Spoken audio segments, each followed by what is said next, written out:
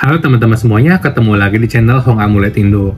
Kali ini saya terinspirasi dari salah satu customer yang sharing pengalamannya. Kemarin tiba-tiba dia sempat kontak via WhatsApp, lalu cerita pengalamannya menggunakan amulet Luang Pu Hong. Tapi di sini saya bukan mau menekankan di testimoninya ya, tapi di pertanyaannya yang menarik. Karena pertanyaan seperti ini banyak sekali ditemui di kehidupan sekarang, di mana hubungannya itu adalah orang menjahati kita. Ketika orang menjahati kita, apa yang kita lakukan gitu kan. Nah, prinsip ini akan saya tekankan terutama bagi mereka yang sudah pakai amulet, karena tentunya mereka sudah ada pegangan yang bisa menjaga mereka juga, dan tinggal apalagi yang harus dilakukan gitu ya. Nah, untuk yang belum punya amulet, kurang lebih bisa dicoba prinsip ini juga, cuma akan lebih baik jika teman-teman punya pegangan. Jadi meskipun ada orang yang tujuannya jahat, yang tujuannya buruk, kita masih terlindungi karena ada guru yang proteksi kita, ada guru yang lindungi kita. Nah, saya akan sharing screenshot dari yang bersangkutan ketika chat saya sambil bacain ya, karena ini kan conversation, percakapan ya, jadinya saya akan bacakan langsung supaya nggak ada kesalahan. Teman-teman bisa lihat screenshotnya di sini ya. Nah, di sini ditulis, sebentar, saya scroll dulu ya. Kalau teman-teman lihat di layar, mungkin langsung, kalau saya dari chat, jadi saya scroll dulu.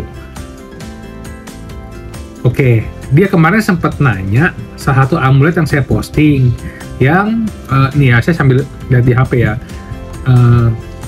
yang giok gitu. Kemudian, karena dia tanya yang giok, ya saya jawab. Terus udah gitu, beliau sharing, katanya, emang bener, saya akui amulet Luang Pu, LP itu Luang Pu ya, Luang Pu manjur kok, saya banyak ketemu orang hebat, mantap, dan banyak tawaran project. Nah, saya kan lupa dia pakai yang mana. Ternyata saya cek lagi di chat history di atas, itu ada gambarnya. Makanya teman-teman bisa lihat, saya quote lagi kan, oh ini ya, gitu, di bawah ya.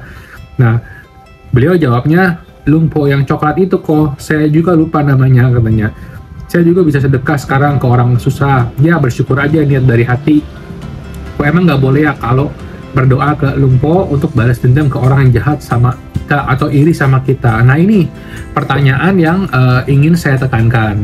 Saya sebenarnya balas dalam bentuk voice note, jadi dalam bentuk suara, supaya tujuannya pesan yang saya berikan itu bisa sampai keseluruhannya. Kalau lewat teks kan kadang-kadang orang suka malas baca gitu. Itu aja untuk customer baru yang belum pernah transaksi, kadang-kadang saya kasih link website saya, itu dia nggak baca. Saya udah kasih lengkap, dia nggak baca sama sekali, ditanya lagi hal yang udah pernah ditulis gitu. Makanya saya kasih voice note untuk yang ini jawabannya. Nah, apa sih yang perlu kita lakukan kalau misalnya ada orang yang menjahati kita? Nah, sebenarnya kita kembali ke prinsip lagi karma ya. Ini saya nggak akan ngomongin teori yang bertele-tele, tapi kita pakai perumpamaan biar lebih mudah dimengerti. Nah, jadi misalnya nih, sekarang teman-teman udah punya amulet, ya kan? Udah punya amulet, terus udah gitu udah kebantu nih. Misalnya tadinya jatuh banget, sekarang udah mulai pelan-pelan bisa naik, pelan-pelan bisa bangkit, pelan-pelan rezeki ada yang masuk, ya kan? Ada juga mulai stabil. Nah, ini beda-beda setiap orang. Kenapa bisa beda-beda? Karena tergantung karma yang dia miliki. Ya kan, karma baiknya makanya harus lebih banyak berbuat yang baik, supaya karma baiknya tabungannya banyak, ibaratnya bahan bakarnya banyak, bisa larinya kencang. Karena kalau bahan bakarnya banyak, terus mesinnya juga bagus. Mesinnya apa? Mesinnya lewat amulet yang bantu kita, kayak turbo gitu ya, supaya bantu kita. Nah, seberapa cepatnya itu tergantung karma kita, ada penghalang apa enggak. Nah, orang-orang yang berniat jahat seperti ini termasuk penghalang. Kenapa dia bisa datang ke kehidupan kita? Kenapa dia bisa menghalangi kita? Sebenarnya ini tidak lepas dari jejak karma kita di masa lalu. Terus ada yang nanya nanti, kok tapi saya tuh udah nggak pernah berbuat yang buruk-buruk loh ke orang, saya nggak pernah buat jahat ke orang. Nah, ini kalau kita melihat waktunya dari kita kecil, lahir, sampai dengan saat ini gitu ya. Tapi karma itu nggak gitu. Karena itu jejaknya tuh panjang, nggak cuma satu kehidupan, tapi bisa di kehidupan yang lalu juga, sebelum kita jadi kita yang sekarang. Saya mengerti, nggak semua orang bisa percaya akan teori lahir kembali ini gitu, tapi itulah yang terjadi. Sama juga kayak misalnya kita nggak percaya nih akan kematian, tapi kematian akan tetap ada, mau ada orang percaya ataupun enggak. Demikian pula dengan karma, itulah yang namanya hukum universal. Jadi tidak pandang Anda percaya atau tidak, saya percaya atau tidak, dia percaya atau tidak, tapi itu akan selalu ada. Sama seperti kematian, orang itu mau percaya atau enggak, akan selalu ada. Orang itu mau suku apapun, akan selalu ada. Itu namanya hukum universal, berlaku bagi semua. Nah, sama juga seperti yang baik akan menuai kebaikan, yang buruk akan menuai keburukan. Itu kan hukum universal. Sama ibaratnya kita nanam pohon nih, tanam pohon jeruk, tumbuhnya kan pasti jeruk. Nanam yang baik, tumbuhnya yang pasti yang baik. Nah, pertanyaan lagi adalah, kenapa saya udah nggak berbuat yang buruk, tapi ada yang jahatin gitu? Nah, ibarat tadi nanam jeruk, tapi kenapa buahnya nggak pas di jeruk gitu? Padahal saya tanamnya jeruk. Nah, kita melihatnya nggak bisa dijangka yang terlalu pendek. Kita misalnya di kehidupan ini kita nggak berbuat sesuatu yang merugikan orang lain. Tapi ketika kita lahir misalnya kita udah sengsara nih, contoh ya, udah sulit kondisinya. Nah itu adalah jejak karma dari kehidupan yang lalu. Juga karma turunan dari orang tua gitu. Jadi ibaratnya karma itu saling terkait satu sama lain dan terlalu complicated, terlalu ibaratnya gimana ya? Kalau ibarat tali dihubung-hubungin tuh ya, atau benang dihubung-hubungin tuh begitu rumit gitu, kait-kaitan satu sama lain. Jadi orang-orang yang kita temui, keluarga kita, teman-teman kita, siapapun yang kita temui itu ada relasinya dalam hubungan karmanya. Nah, itulah yang menyebabkan kita bertemu dengan orang ini, orang yang ngejahatin kita. Ya, jadi ibaratnya udah karma turunan, karma kolektif gitu ya. Kolektif itu bersama-sama. Misalnya contoh, seorang bapak gitu ya menikah dengan seorang ibu, punya anak nih. Nah ini bapaknya misalnya punya hobi yang nggak oke gitu ya, menimbun karma buruk banyak. Saya nggak akan sebutin contoh-contoh deh, nanti takutnya ada yang tidak suka karena menilai, menjudge gitu ya. Tapi si bapak ini misalnya banyak membuat keburukan, si ibu juga sama, mereka nikah nih. Nah mereka ketemu aja itu udah ikatan karma gitu. Nah siapa yang lahir jadi anaknya, ini adalah karma anaknya. Kenapa? Karena dia lahir di keluarga yang seperti itu.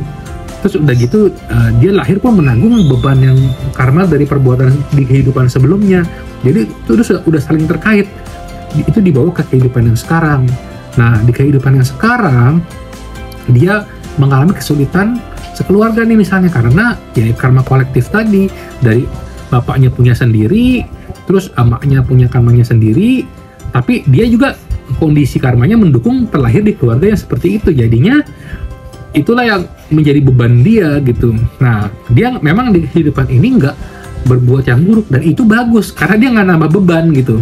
Nah nggak nambah beban, tapi ada orang lain yang menjahati dia walaupun dia itu nggak berbuat yang buruk. Itu adalah jejak dari yang dulu-dulu. Itu adalah jejak dari kehidupan yang lama, dari karma bawaannya dia. Nah apa yang harus kita lakukan gitu ya? Yang kita lakukan pertama, jangan dibalas. Tadi kan ada yang tanya nih, yang di chat tadi ditanya, boleh nggak kita doain dia yang ngebales gitu, balas dendam? Kita rugi banget kalau kita itu berpikir kayak gitu. Kenapa? Kita tuh kayak kondisi tadi aja kita udah nggak bisa elakan gitu ya, tapi kita tanam lagi yang baru, sementara yang lama belum kita bayar gitu. Jadi kita sama aja terikat dalam lingkaran setan yang nggak ada ujungnya, lingkaran setan yang nggak ada habisnya gitu. Jadi kita rugi sebenarnya ketika ngalamin itu. Kita tuh lagi bayar utang, ibaratnya hutang yang kita bawa dari kelahiran kita. Nah suatu hari dia berbuat kayak gitu, sebenarnya kita memang bisa aja sakit hati dan nggak gampang gitu ya menerima hal seperti itu. Nah cuma pandangan yang harus kita ubah adalah jangan sampai kita menjebloskan diri kita lagi ke kondisi yang lebih parah. Ketika dia jahatin kita, dia tuh lagi nanem badai buat diri dia sendiri. Pernah nggak dengar ketika seseorang berencana jahat sama orang lain, sebenarnya dia sedang menggali kuburnya sendiri? Itu ada quotes terkenal banget kayak gitu. Ketika Anda ingin misalnya melenyapkan orang lain gitu ya, ini sama aja menggali kuburan sendiri. Jadi siapkanlah 2 kuburan, katanya kayak gitu. Itu quotes yang udah banyak banget, baik di luar negeri maupun dalam negeri. Nah itu benar, karena hasil dari perbuatan mereka kepada kita itu akan kembali ke mereka, entah bagaimana caranya. Selalu ada jalan untuk perbuatan itu kembali. Kita pakai yang logika dulu ya. Yang logika misalnya, kita dijahatin nih, umpama sampai cilaka atau gimana, amit-amit ya. Terus tiba-tiba sanak keluarga ada yang nggak senang, balas dendam lagi. Ya kan, itu kan akhirnya nggak ada habisnya gitu, nggak ada habisnya. Dan nggak bisa putus gitu, nggak bisa putus. Malah keturunan kita pun, atau sanak keluarga kita pun menanam sesuatu lagi yang mencelakakan mereka lagi akhirnya. Nah, kita tuh rugi di situ. Yang harusnya kita harus sudah bayar yang buruk-buruknya, siapa tahu abis itu dapat yang bagus gitu. Malah kita tanam lagi, jadi makin banyak menghalang kita. Jadi sebenarnya membalas dendam itu bukanlah pilihan yang bijaksana, karena kita itu berpikir seperti membalas dendam karena kita tidak melihat dalam garisan yang panjang, karena kita nggak tahu dulunya kita gimana gitu. Jadi kita berpikir di yang sekarang ini aja, dan ketika kita berpikir di sekarang ini aja, kita mengambil tindakan yang juga memuaskan kita dalam jangka pendek, tapi dalam jangka panjang belum tentu. Nah, itulah kenapa saya sharing video ini. Saya nggak mau kita itu memiliki perasaan yang kayak gitu, malahan yang harusnya amuletnya nanti bantu teman-teman buat lebih maju, tapi muncul rintangan-rintangan kayak gini gitu, yang justru menghalangi teman-teman. Kan saya juga senang nih kalau misalnya teman-teman pakai amulet, kebantu, ada kemajuan. Tapi kita jangan menciptakan halangan-halangan baru, karena halangan-halangan baru ini akan bikin kita nggak sampai ke tujuan kita, nggak sampai ke apa yang kita harapkan gitu. Nah, kalau udah begitu akhirnya ya kita akan muter di situ-situ aja. Ini adalah pemikiran yang harus kita buang ya, kayak misalnya untuk membalas seperti itu. Karena seiring berjalannya waktu, semua akan kembali ke pelakunya.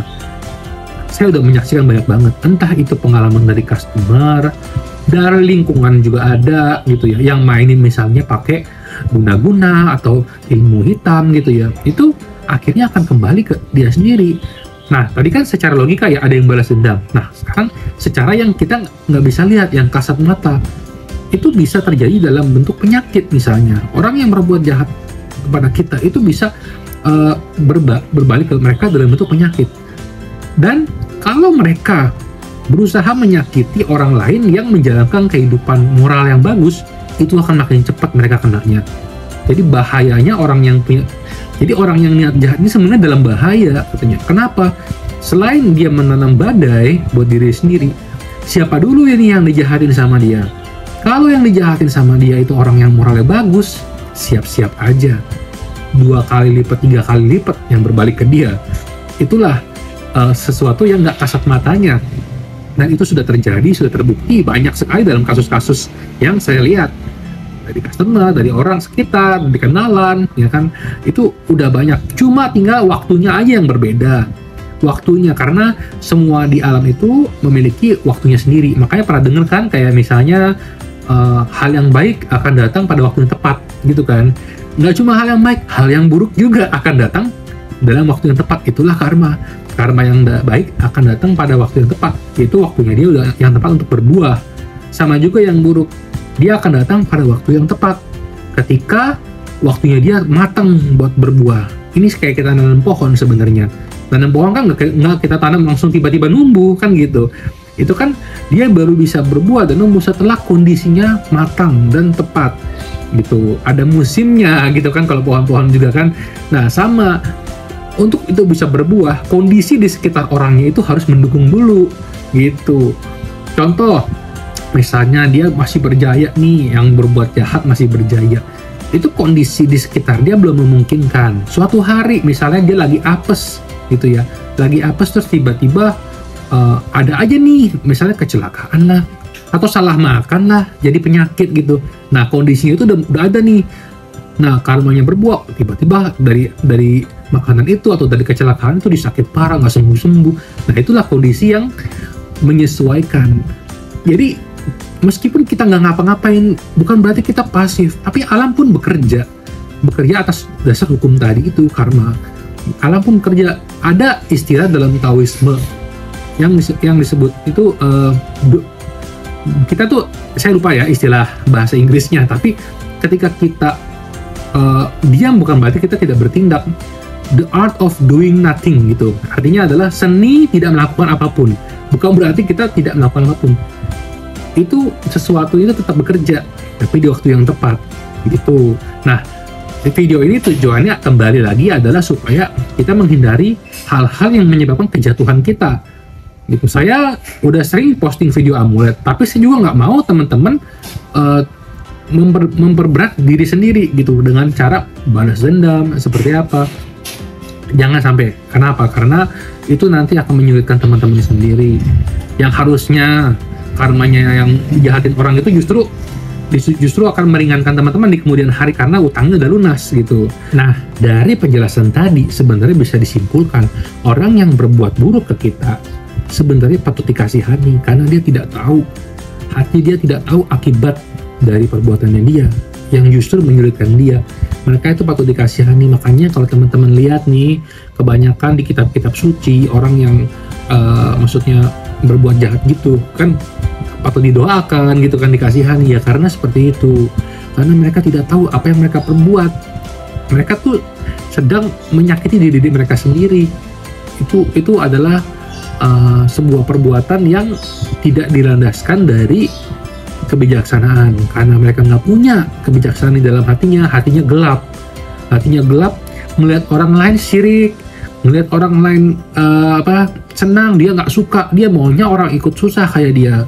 Itu yang bikin dia akan ada di level itu terus, dia nggak bisa naik. Kalau teman-teman mau mengubah hidup teman-teman, kalau orang lain senang, orang lain sukses dan berhasil, kita ikut senang. Mungkin untuk beberapa orang itu susah, tapi kita belajar. Kalau dia senang, kita ikut senang. Gue senang lihat lu sukses bro, semoga gue juga bisa belajar banyak dari lu.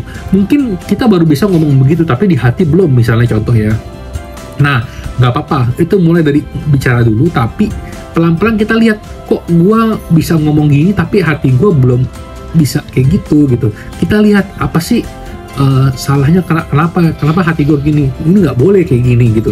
Kita sadarin itu aja dulu, nanti pelan-pelan itu akan hilang. Nanti kalau udah hilang, kita udah terbiasa orang suksesnya itu kita ikut sukses, kita ikut senang juga, kita akan ikut happy beneran tanpa kita ada pertentangan dengan hati lagi. Nah, kalau kita mau buktikan apakah ini benar-benar bisa berhasil, tentu kita pikir pakai logika. Kalau kita turut senang akan orang yang sukses senang nggak kalau kita support dia? Senang. Kalau dia senang, dia akan gandeng kita apa enggak? Dia akan sharing nggak sama kita hal-hal baru, ilmu-ilmu baru, bahkan kita mungkin dikenalin ke lingkungannya dia yang bisa bantu kita berhasil. Itu. Jadi jangan ketika orang lain ketika orang lain berhasil, kita malah sirik, kita malah iri, itu bikin kita makin kecil. Dan kita nggak bisa kemana-mana akhirnya, karena kita nggak belajar dari dia, nggak ngikut lingkungan dia, kita jadi menjauh, akhirnya kita nggak dapet ilmunya, kita nggak dapet koneksinya, kita nggak dapet pengalamannya, ya kita di situ aja, kita nggak naik-naik. Itu. Oke, mungkin udah cukup panjang, itu aja yang saya mau sharing. Tujuannya tentu saya sharing ini bukan menggurui, tapi saya mau teman-teman juga bisa bebas dari rintangan, ibaratnya supaya dapat jalan tol, nggak muncul rintangan-rintangan baru. Rintangan yang udah muncul ya udah kita jalanin, tapi kita jangan ciptakan yang baru. Ibaratnya jalannya udah tadinya bergerigi, jangan kita tambahin lubang yang gede-gede yang bikin kita makin susah jalan di mobilnya gitu, ibaratnya contohnya ya. Oke, gitu dulu. Kalau teman-teman suka video ini, mohon komen dan like-nya, juga subscribe, share ke teman-teman lain supaya kita bisa berbagi bareng-bareng. Terima kasih sudah nonton sampai habis.